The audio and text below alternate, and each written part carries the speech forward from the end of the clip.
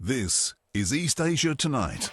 Good evening, I'm Natalie Edwards. Tonight's top stories. Typhoon Podul slams into southern China, weakening into a tropical storm soon upon landfall in Fujian after ripping through Taiwan and injuring dozens of people. Now, Ukrainian President Zelensky meets the UK Prime Minister in a show of unity just before President Trump's high-stakes summit with Putin in Alaska. But where does China fit in? An expert breaks it down. Meantime, South Korea is looking to President Trump to break the deadlock in nuclear talks with the North, even as Pyongyang brushes off Seoul's peace offer as a pipe dream. And fraught by U.S. trade policies, China and India step up efforts to ease tensions and resume border trade of locally made goods after more than 5 years.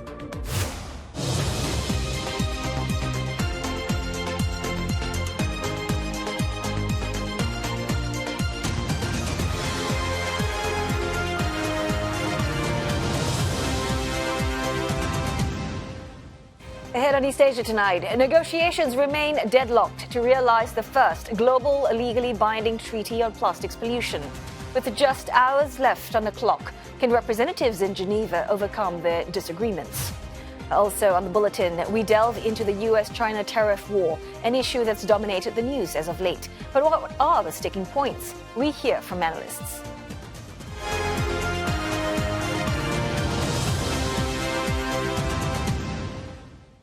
Southern China has been left drenched by heavy downpours brought on by tropical storm Podul.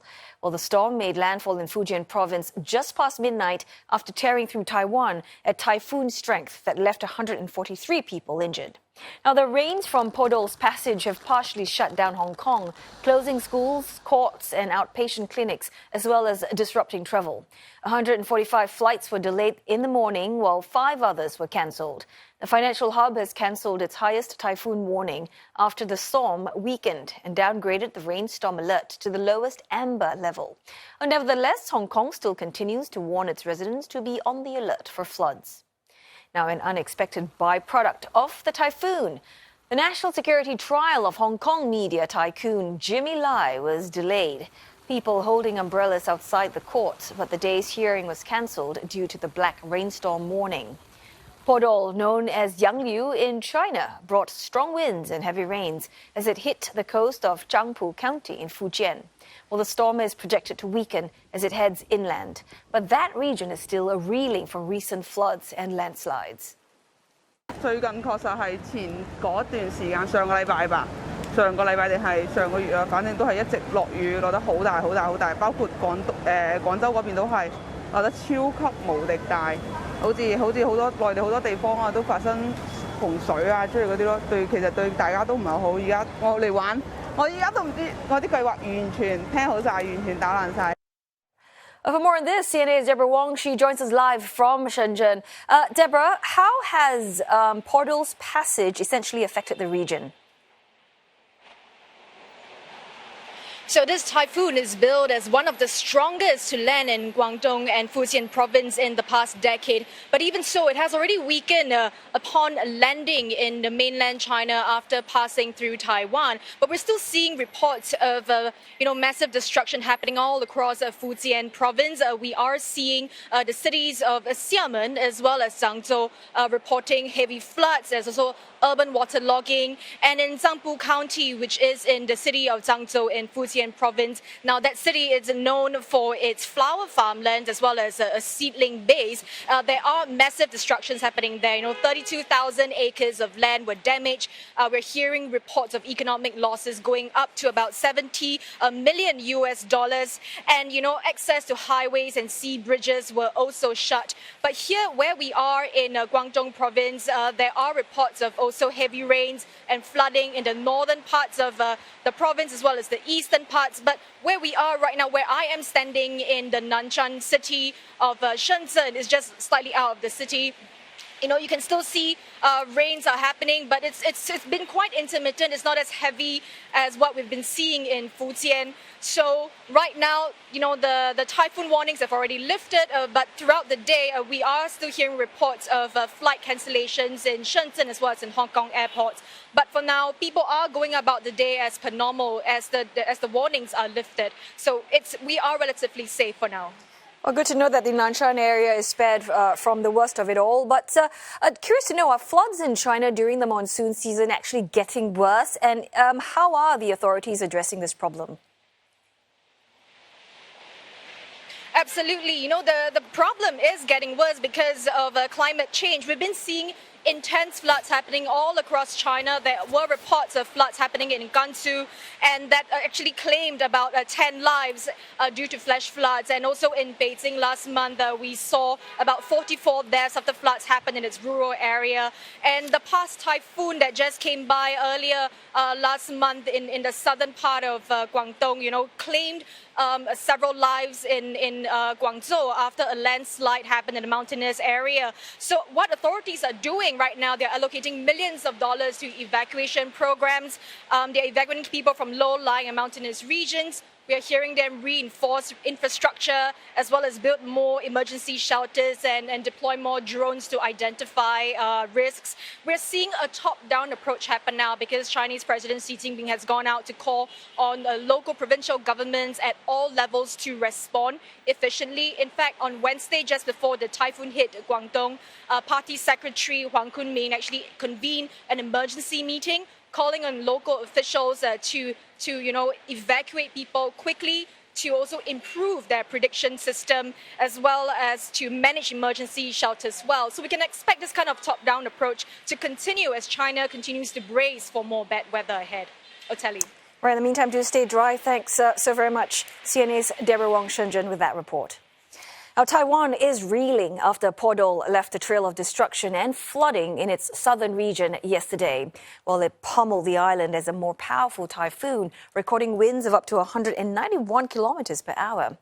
Now, officials say at least one person is missing after he went fishing and was swept away by raging waters. More than 140 others sustained injuries.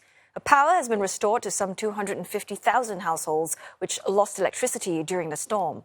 Podul also disrupted travel, cancelling flights, both domestic and international. A torrential rain battering South Korea's greater capital region and killing at least 3 people has begun to ease and is expected to further taper later today. Now, more than 1,000 residents were earlier forced to evacuate as widespread flooding destroys hundreds of roads and homes. Now, the downpour, which started early on Wednesday, brought more than 270 millimeters of rain to Seoul and nearby cities, turning some roads into rivers. Forecasters say the downpours will continue with up to 200 more millimeters expected overnight. Now, emergency response has been raised to level 2 as first responders rescue at least 145 from flooded areas. Power has also been restored to at least 4,000 households after overnight outages. Authorities are urging residents to avoid roads near rivers and streams as rising waters threaten to breach their banks. Now, more than 100 riverside parks and hiking trails are also closed, with warnings in place for floods, landslides, and unstable ground. Now, Japan, on the other hand, is seeing a rapid rise in temperatures. Temperatures in some parts are forecast to top 37 degrees Celsius in the coming days, including in areas that were recently battered by severe rainfall. Well, cleanup efforts are currently underway following torrential downpours over the past week. Weather officials say Western Japan will see clear skies over the previously rain-hit areas, including Okinawa and Kumamoto. Heat stroke alerts are in effect for 24 of Japan's prefectures. Local media warn that the sudden heat could in turn lead to more rain in some areas, and residents are advised to take precaution against hazards such as landslides and flooding.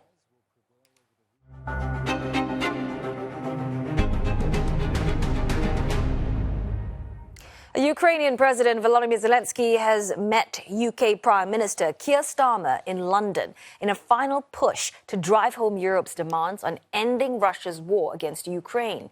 Now, their meeting at Downing Street comes ahead of a key US-Russia summit between the nation's leaders in Alaska. Well, Mr. Starmer reiterated Ukraine's rights to territorial integrity during yesterday's call between European leaders. As a co-leader of the coalition of the willing, Mr. Starmer vowed to keep his word when it comes to involving Ukraine in any form of negotiations.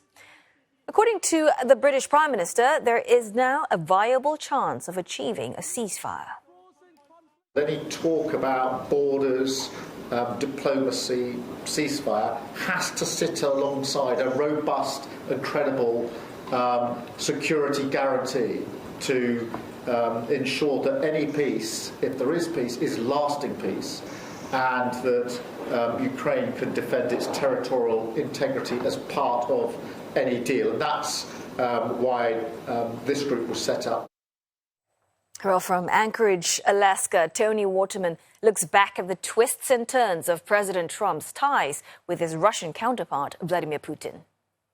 As this meeting has drawn closer, Donald Trump and his staff have really been trying to wrangle in expectations. The president says that he's going to feel things out, that he will know within the first 2 minutes if President Putin is serious. And Trump's team is now describing this summit as a listening exercise. Expectations are, as one analyst told me, rock bottom for any major breakthrough, despite both Russia and Ukraine facing intense pressure.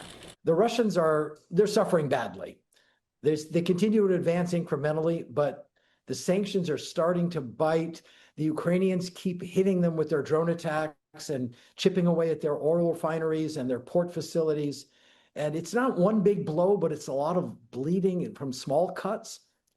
Trump and Putin have spoken multiple times on the phone in recent months, but the relationship has gone from near fawning to absolute frustration, at least on Trump's part. The president feels that Putin has strung him along, appearing to want a ceasefire only to turn around and intensify the bombing inside Ukraine. Trump's relationship, though, with Ukraine's leader, Vladimir Zelensky, who has not been invited to these talks, has also yo-yoed. There was that fiery exchange inside the Oval Office back in February when Trump accused Zelensky of not being grateful for the U.S.'s help and for starting the war.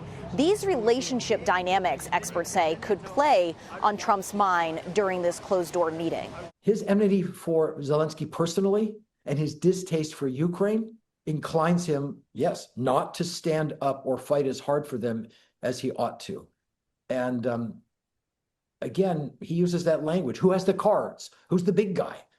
Putin holds all the cards. You're lucky I'm giving you a little support that I am. You gotta recognize his dominance, his superiority. He won the war, you're losing the war, and make a deal. Now, Trump says that any deal is going to involve a land swap. This is a red line for Kiev. Russia now holds about a fifth of the country, while Ukraine has managed to take just a few square kilometers of Russian soil. The White House says that it hopes that Friday's talks will lay the groundwork for a trilateral meeting between Trump, Putin, and Zelensky, but the unpredictability of these talks could lead to some very long-lasting reverberations around the world. Tony Waterman, CNA, Anchorage. Now, for more insights on the upcoming summit and China's expectations, we will be speaking with Professor Steve Zhang, Director of the SOAS China Institute at the University of London. South Korea has expressed hope that U.S. President Donald Trump can help break the stalemate in long-stalled denuclearization talks with North Korea. Foreign Minister Cho Hyun made the remark at a briefing, where he said he had conveyed his views to the U.S. during his visit to Washington, D.C. earlier this month. He added that he believed the U.S. received it favorably and that he expects America, under Trump's leadership, could do something about the current situation. North Korea has in the past repeatedly said that denuclearization talks are out of the question and stressed that interactions with the U.S. will only resume if Washington comes up with what it described as new thinking. Well, this new thinking, according to Pyongyang, does not include any requirements for North Korea to lose its nuclear arms. Now, South Korea's military says it stands by its announcement that North Korea had dismantled propaganda loudspeakers along their border. It earlier announced that it detected the North doing so just days after Seoul took down its own in a bid to ease tensions, something which Pyongyang denies. A North Korean leader's sister, Kim Yo-jong, says that they were never removed and it will remain that way. She criticized South Korean efforts for peace, calling them a pipe dream. Ms. Kim rebuffed Seoul for clinging to hopes of renewed diplomacy and said that the North does not intend to improve relations with the South. The previous South Korean government resumed daily loudspeaker broadcasts last June following a years-long pause. retaliation for Pyongyang flying trash-laden balloons towards its neighbor. The South Korean broadcast set often featured K-pop songs and news reports, while the North played eerie noises. A time now for a short break, but coming up next on East Asia Tonight, Foxconn delivers another quarter of forecast-beating profit. And DeepSeek delays the release of its new model after failing to train it using Huawei's chips.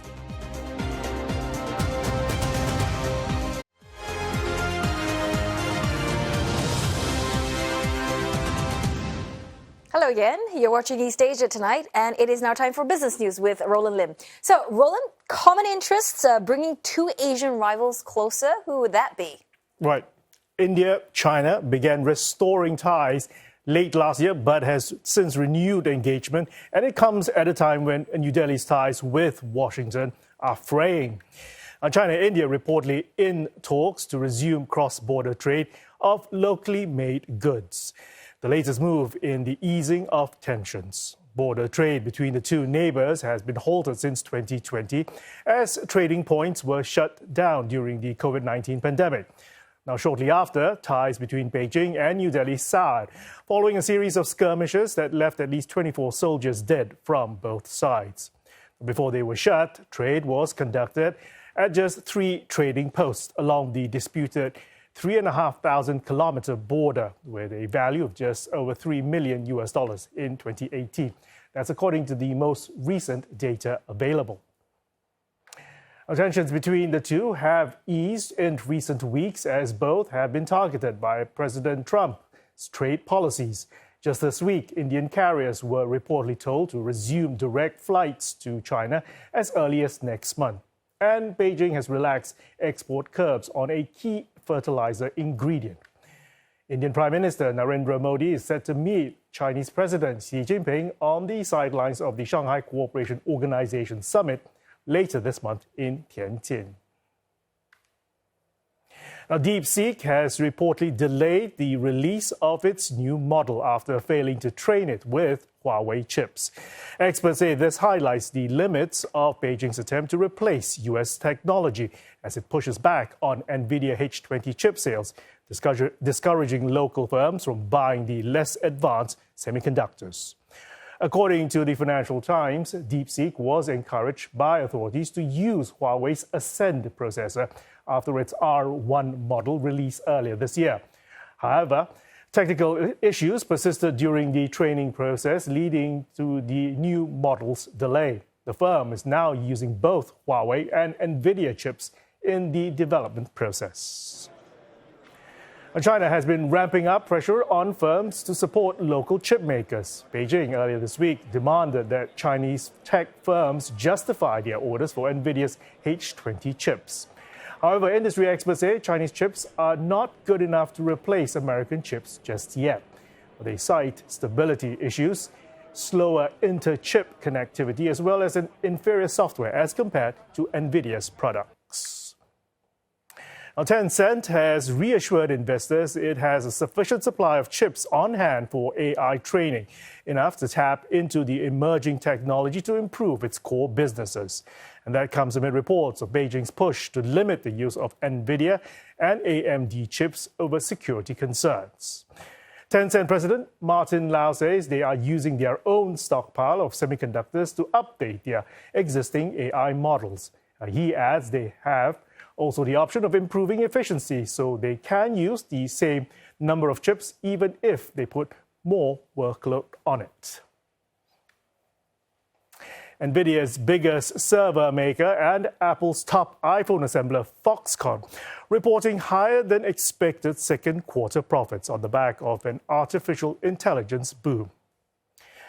The company reported a net profit of almost $1.5 billion, up 27% on year, beating forecasts by nearly $200 million. Foxconn released its second quarter revenue results last month, coming in excess of $50 billion. The firm says the better-than-expected results driven by its AI server sector and projects that revenue from it will rise 170% from the current quarter, while its consumer electronics assembly business will slide amid U.S. tariffs. Shares of Foxconn ending the day up nearly 2.5% just before the release of the results. Lenovo posted market-beating profits for the first quarter, boosted by customers front-loading personal computer purchases ahead of uncertain U.S. tariffs. Revenue for the Beijing-based firm climbed 22% on year to around $19 billion.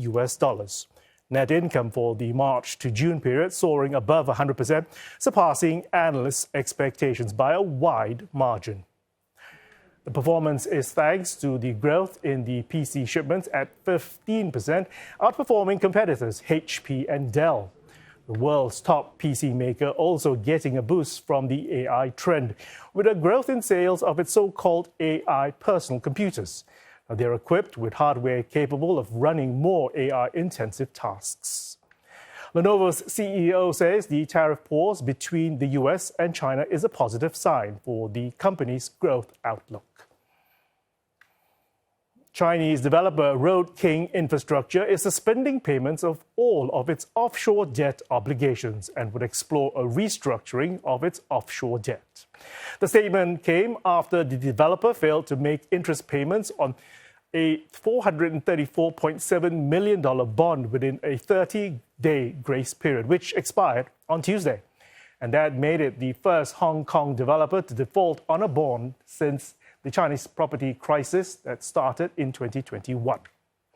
Road King has about $1.5 billion of offshore debt. The default could deepen the contagion risks for Chinese-controlled territory and further shrink the high-yield bond market for property firms.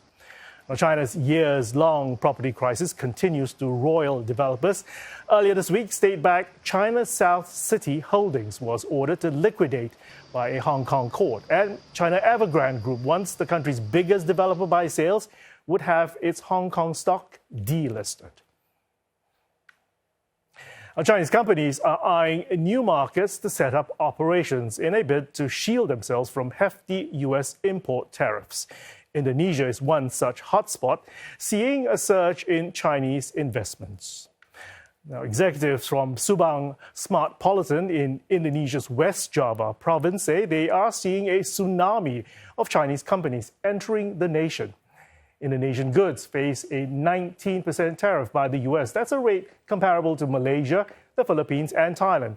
But its vast consumer market gives it an edge over neighboring economies, becoming a big draw for Chinese firms.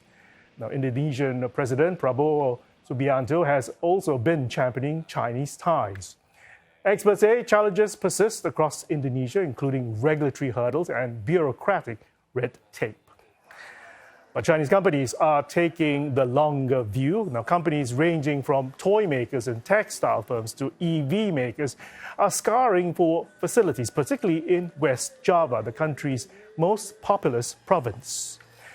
Investments from China and Hong Kong into Indonesia was up 6.5% year-on-year to $8.2 billion for the first 6 months of this year. Total foreign direct investments grew by 2.6% to more than $26 billion.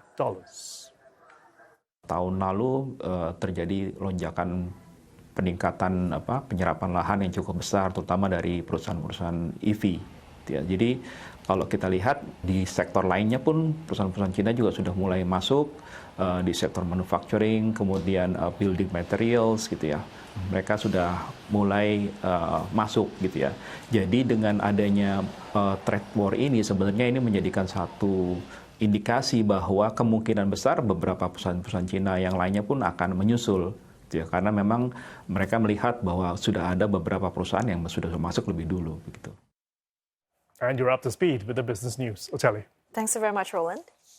Well, we are going to go for another break now, but coming up next on East Asia tonight, UK Prime Minister Keir Starmer is holding talks with Ukrainian President Volodymyr Zelensky ahead of a key meeting between US President Donald Trump and his Russian counterpart, Vladimir Putin, in Alaska. More on the diplomatic game of chess later. And time is running out in Geneva for delegates to achieve a global, legally binding treaty on plastics pollution.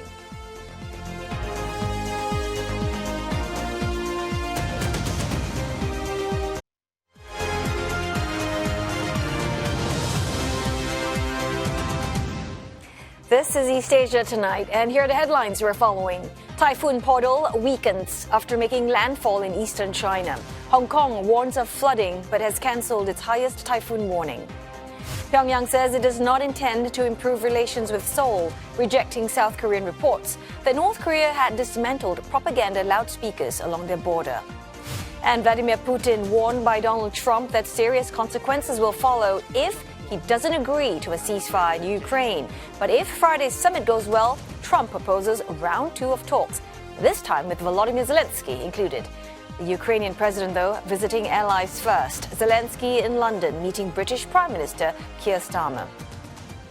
And for more insights into the upcoming Trump-Putin summit, let's bring in Professor Steve Zhang, Director of the China Institute at SOAS University of London. Well, thanks, Prof, for joining us this evening. So as somebody who's closely watching this summit, what are some of the possible scenarios or outcomes you think is going to come out of Alaska? Well, I think what we have to be watching about Alaska is whether Donald Trump can in any way persuade Putin to do what Europe asks for. The chance is not very good for that. So the next things to watch is whether Putin will be able to get Donald Trump to accept what effectively is Russia's position. Well, we know that, Beijing is going to be watching this summit very closely. And from your circle of Chinese think tanks and insiders, I'm curious to know, Professor, what are they picking up? Any sort of concerns or expectations? And are there scenarios you think Beijing is particularly preparing for? I think what Beijing is looking at most is the dynamics of the meeting and how Trump manages the negotiations with Putin, because they can draw a lot of lessons and insights from how Trump manages or mismanages, so that they can take advantage of Trump's failings in their own negotiations with the United States. And after all, Xi Jinping is going to be meeting Donald Trump sometime in the next couple of months. Yeah, exactly.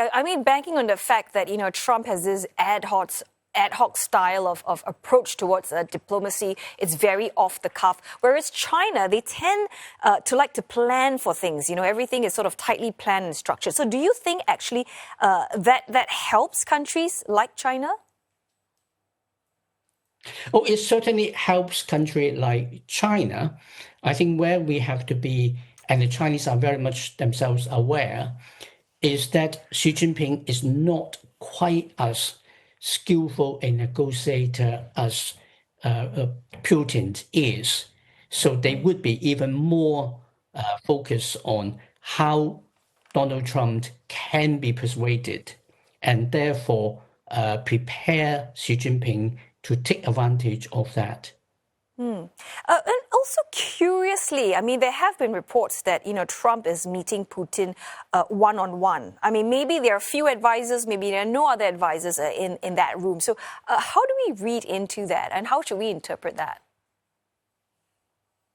Well, the no advisors approach, I think, is something that benefits Putin hugely because of his skills and his record in negotiations and his mastery of details. That has been a hallmark of his approach to negotiations. And Donald Trump doesn't actually have that.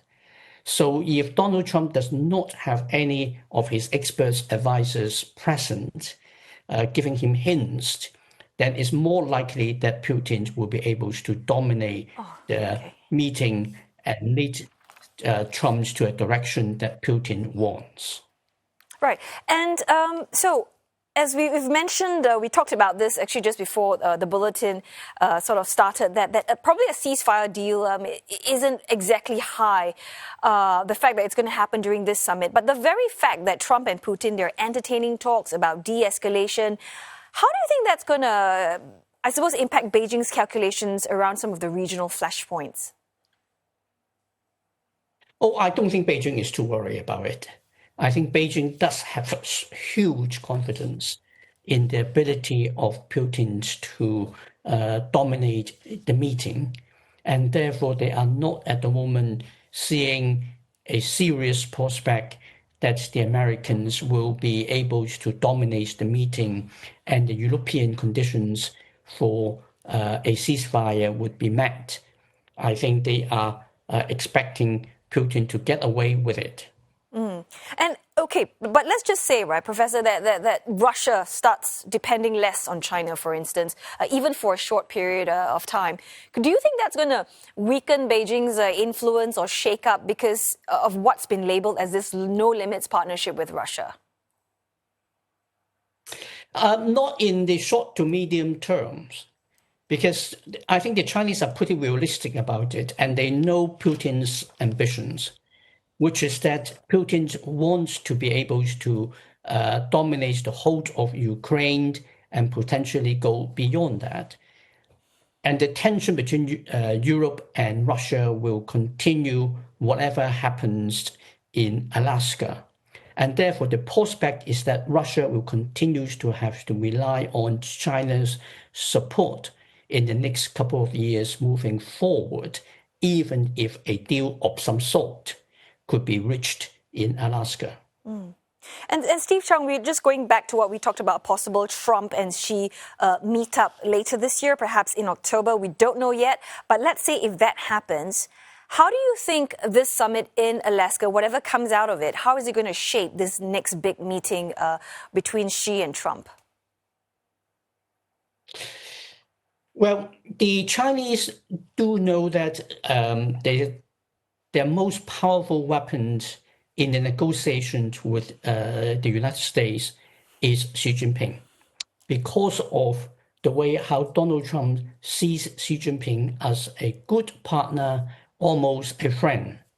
And therefore, they would want to make sure that will be the case when Xi Jinping meet with Donald Trump, and use that to maximize the benefits for China in terms of China's negotiating agenda. They have been a bit rather reluctant to deploy Xi Jinping himself so far, because Donald Trump earlier in the year was very unreliable in how he treated senior visiting foreign dignitaries. And the last things they would want is a meeting between Xi Jinping and Donald Trump in which Donald Trump is less than being respectful to Xi Jinping. All right, some salient points you've made there. It's always great having discussions with you. Professor Steve Zhang, Director of the China Institute at SOAS University of London. Now, in other news, negotiators at the United Nations Global Plastics Treaty have less than a day to go to secure a landmark treaty to combat plastic pollution. But talks are apparently in disarray after dozens of countries rejected the latest draft texts yesterday. Now, a revised draft agreement is expected later today. Well, some argue that the current draft proposed yesterday by talks chair Valles Valdivioso of Ecuador falls short and calls for more ambitious measures.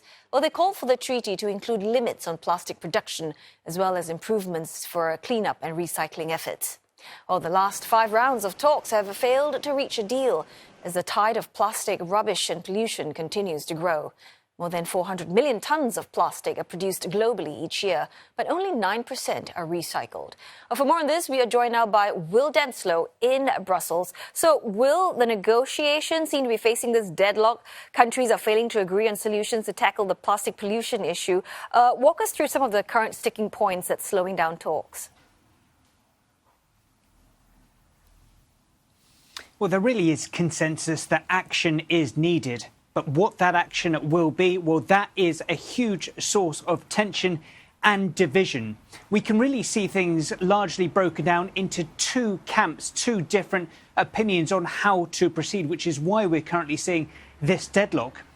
In one corner, we have those calling for a limit on plastic production, essentially tackling the issue at source. Now, this is endorsed by roughly 100 nations, many across Africa, Pacific, and nations as well as some including Mexico, Canada, Australia too. On the other camp, there is the like-minded group. Now, they're proposing things like to reuse plastic, to recycle, better designs, rather than putting any kind of curbs or caps on production. That is being endorsed by many Gulf states, the likes of Iran, the likes of Russia, as well Saudi Arabia too. It's been reported that the US falls more into that category as well. As far as the current draft is concerned, well, the UK has simply described it as a lowest common denominator. So, Will, you mentioned that there are two camps. They're trying to hammer out differences. So how close are we exactly in terms of trying to reach a treaty agreement today? Well, there's been plenty of anger at the proposed draft that we saw a little earlier that you mentioned. We've heard from Panama's representative describing it as not ambitious, calling it surrender. Kenya simply said that this was just a proposal for a waste management system. So very clear rhetoric, very strong rhetoric from a number of nations at that draft proposal. We have, though, heard from Norway's climate minister saying there is still room to reach compromise.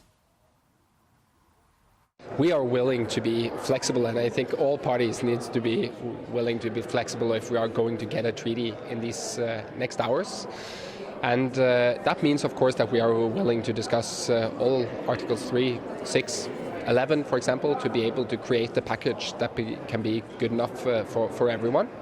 We think it's important to have sustainable consumption and production within the treaty because it's also a part of the mandate from UNEA. Now, roughly 400 million tonnes of plastic is produced annually. Roughly half of that ends up in global landfills. The needs for a treaty are clear for everyone. The hopes are that some kind of compromise, some kind of deal can still be met in the last few hours of these negotiations. Well, let's hope so. Thank you so very much. Will Denslow, live from Brussels. Well, time now for another break, but coming up on East Asia tonight, as the world's top two economies continue their talks to reach a trade deal, we go behind the scenes to analyze the sticking points. More on the US-China trade talks. Plus, Chinese hotels trade in the silverware for street food, putting out more budget-friendly options to pull in consumers with tighter wallets.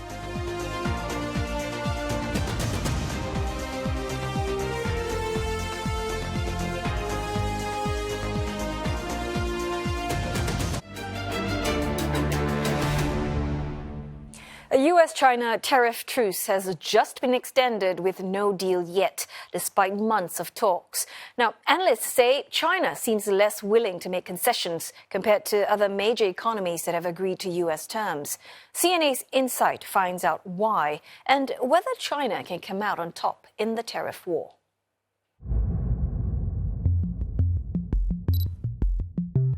These are tiny cameras manufactured by Union Imaging.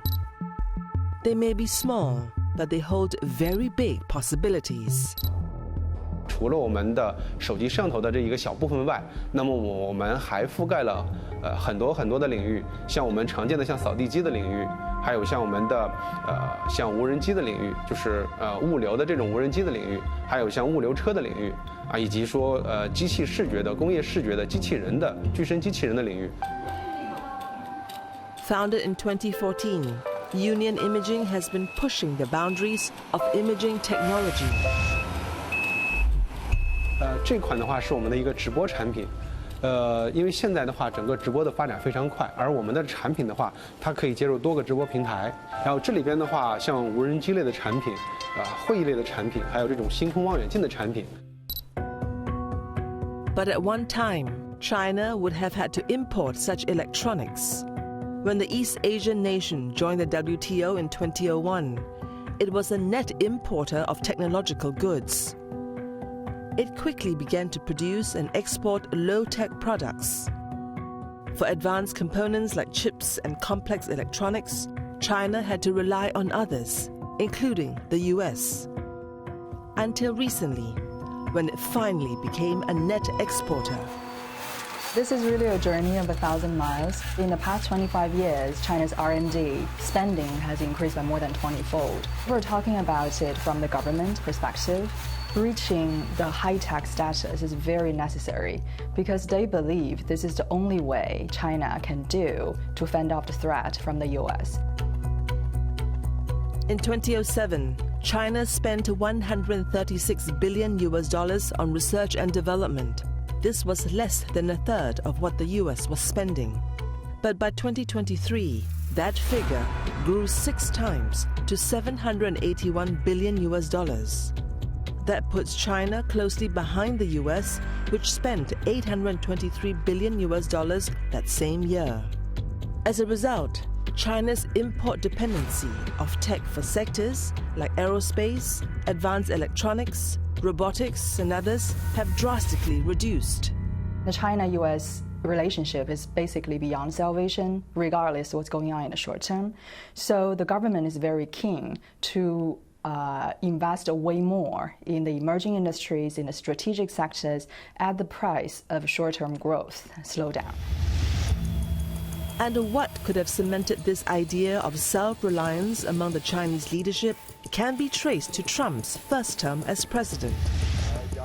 In 2018, President Trump accused China of unfair trade practices and intellectual property theft.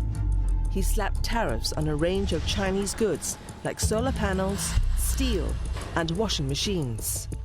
I think since the first trade tensions that they experienced back in 2018, that was like a wake-up call for China, right? It revealed the risk of over-relying on foreign technologies from the US, and since then, China has moved rather quickly to build a more self-reliant and resilient economy. 从2018年开始，对中国最大的意义来讲，我们知道说，我们必须对自己的发展有自己的话语权。我们既要融入国际的贸易环境当中，同时，不能被过于的针对。在博弈和合作的这种过程当中呢，我们既要有自己核心的东西。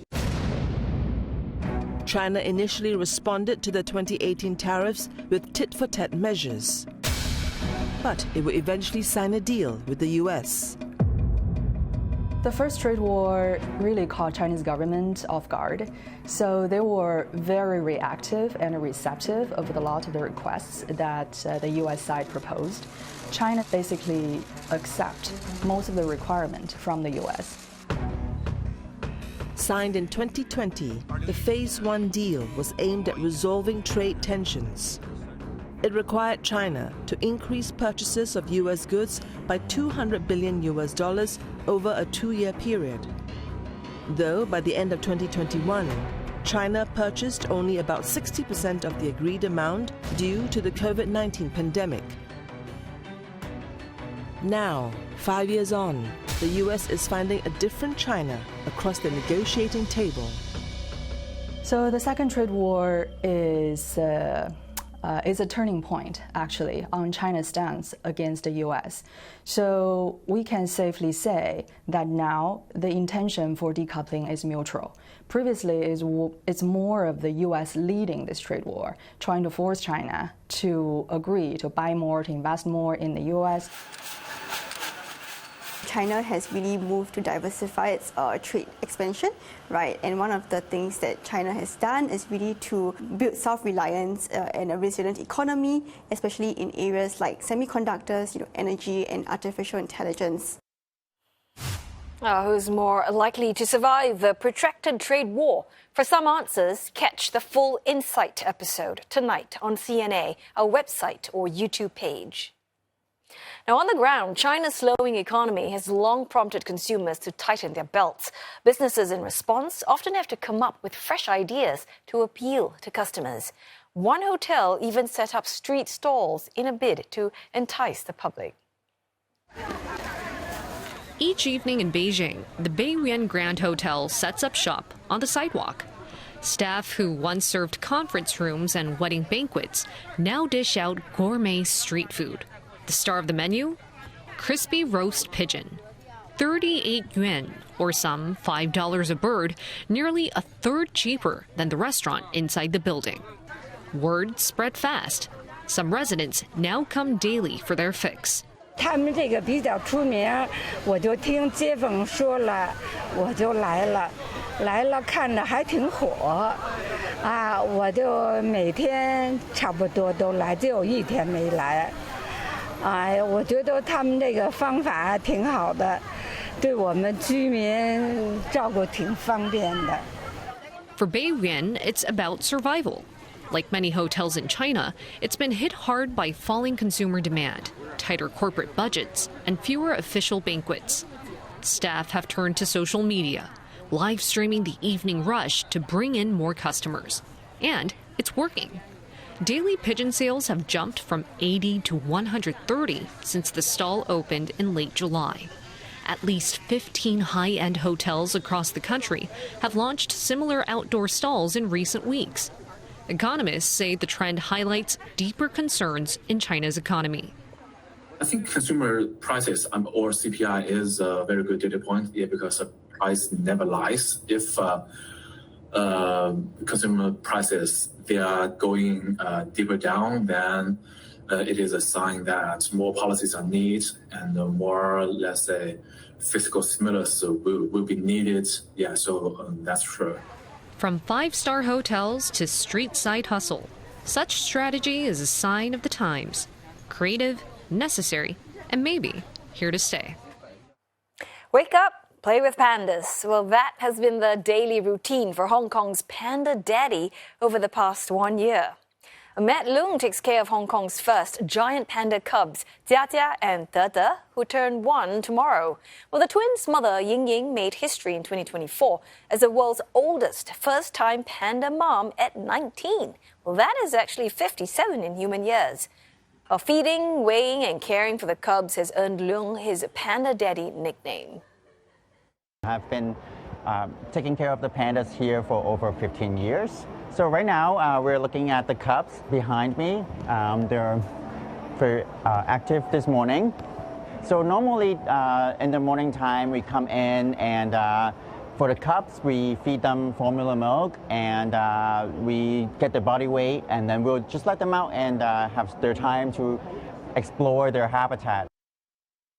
Well, the cubs are still bottle-fed formula, but they're starting to explore bamboo leaves. Well, they cannot digest solid food just yet, but mimic their mother by grasping and chewing the leaves. Leung documents his panda journey on social media, where his followers enjoy videos of the cubs tumbling, climbing, and napping. This is the first time we have panda cubs here in Hong Kong, so of course everyone is so happy and excited about it. And for me, I always wanted to share the joy and challenges with everyone here in Hong Kong as well as people around the world to learn about the pandas, the species, and of course our work as a caretaker and most important, the conservation messages of what we can do in our daily life to help wildlife like pandas or other endangered species in the region. I hope you've enjoyed today's edition of East Asia Tonight. Don't forget your headlines anytime at cna.asia and find us as well on Facebook and YouTube. Thanks for watching.